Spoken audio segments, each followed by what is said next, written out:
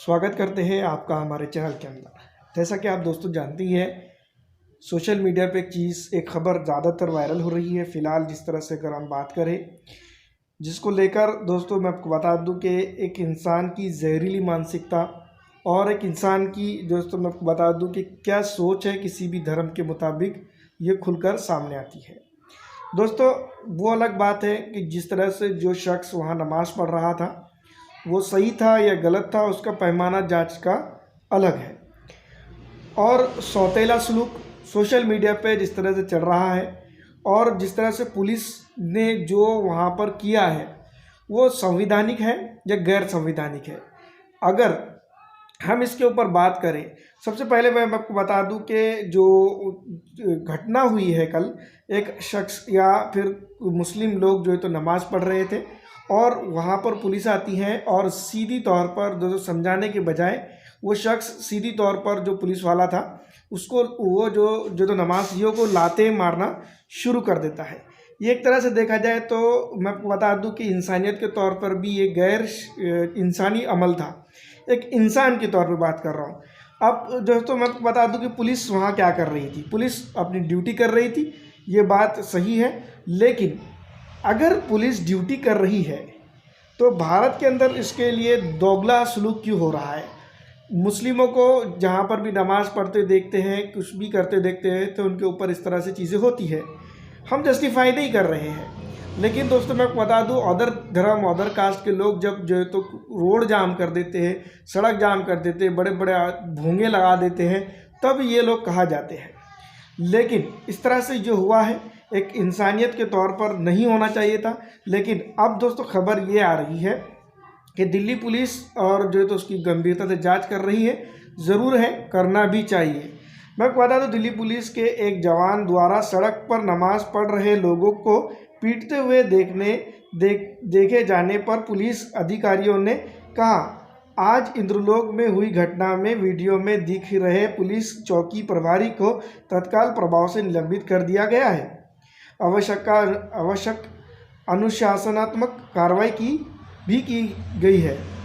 मतलब ये बात साफ है कि जो चीज़ हुई है पुलिस भी कहीं ना कहीं मान रही है कि गैर इंसानी हरकत ये हुई है, क्योंकि वो नमाज़ पढ़ रहे थे। नमाज ख़त्म हो जाती, उनको कल ये क्लियर इंस्ट्रक्शन दे दिया जाता कि आइंदा यहाँ पर इस तरह की कोई चीज़ें नहीं होनी चाहिए। दूसरी तरफ अगर उसके ऊपर जो तो जुर्माना बनता था तो जुर्माना लगा दिया जाता, या फिर जो भी चीज़ होती है कानूनी तौर पर वो कर दी जाती। वो शख्स ने खुद लात मारकर पुलिस की बर्बरता को बताया है कि किस तरह से दोस्तों मैं आपको बता दूं कि पुलिस ने वो किया है, क्योंकि लात मारना, उसके पेट के ऊपर वो लात मारता दिखाई दे रहा है। आप सोशल मीडिया पे देख सकते हैं। अगर उसके ऊपर ज़्यादा चोट आ जाती, जूता पुलिस का बहुत हार्ड होता है, वो अगर हो जाता तो कौन इसका जिम्मेदार होता।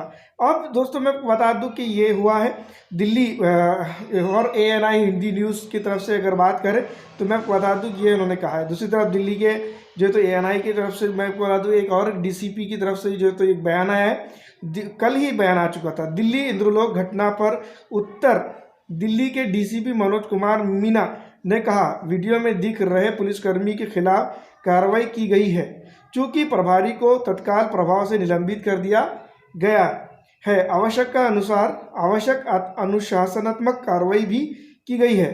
ट्रैफिक अब खुल चुका है, हालात अब सामान्य है। तो हालात सामान्य ही रहने वाले थे। जो कोई भी जो चीज़ें हुई है वो बहुत गलत हुई है। कि इंसानी तौर पर अगर देखा जाए तो मैं आपको बता दूं कि जिस तरह से मारा गया है वो गैर इंसानी और गैर संवैधानिक तौर पे मारा गया है। कानून का जो काम है जिस तरह से करना चाहिए वो नहीं वहाँ किया गया है।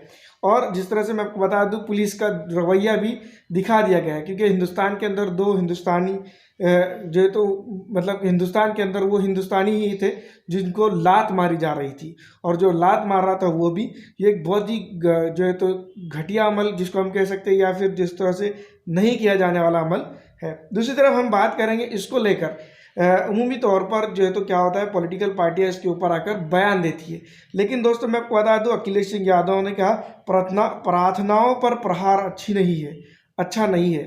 तो यहाँ पर अखिलेश यादव भी मुस्लिम वोटों को लेकर जो है तो चिंतित तो ज़रूर होते हैं। वहाँ पर मुसलमानों को वोट तो उनको चाहिए, लेकिन कहीं ना कहीं मैं आपको बता दूं कि जो जिस तरह से उनके लिए खड़े रहने की बात है वो इस तरह से खड़े होते हुए नज़र आ रहे हैं। दूसरी तरफ मैं आपको बता दूं कि बहुत सारे नेता हैं, कांग्रेस के हैं, बीजेपी कांग्रेस के हैं, अदर जो है तो मैं आपको बता दूं बीजेपी और बीजेपी गठबंधन को छोड़कर दूसरे भी पार्टियों के जो नेता हैं उन्होंने इसके ऊपर जो है तो बयानबाजी या फिर उन लोगों के लिए खड़े नहीं है जिनके ऊपर जिस तरह से ये कार्रवाई हुई है। वो कोई गुनाह तो नहीं कर रहे थे।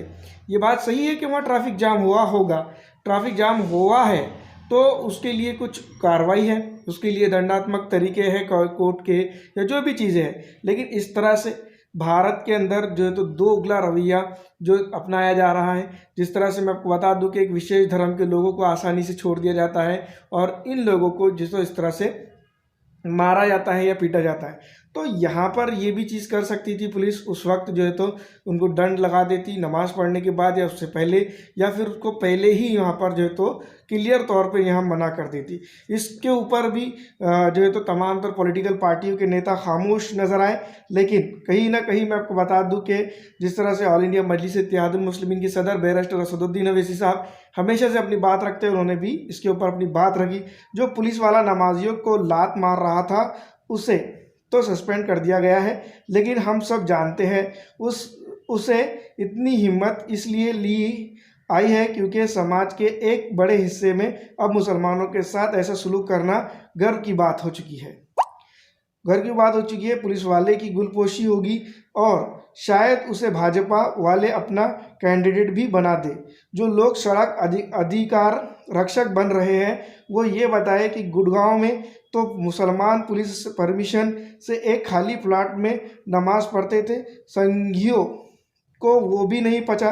कई मजहबी और गैर मजहबी लोग सैकड़ों का सांस्कृतिक काम के लिए इस्तेमाल करते हैं सड़कों का, लेकिन नमाज से चिढ़ इसलिए है क्योंकि इस्लाम के ख़िलाफ़ नफ़रत आप आम हो गई है।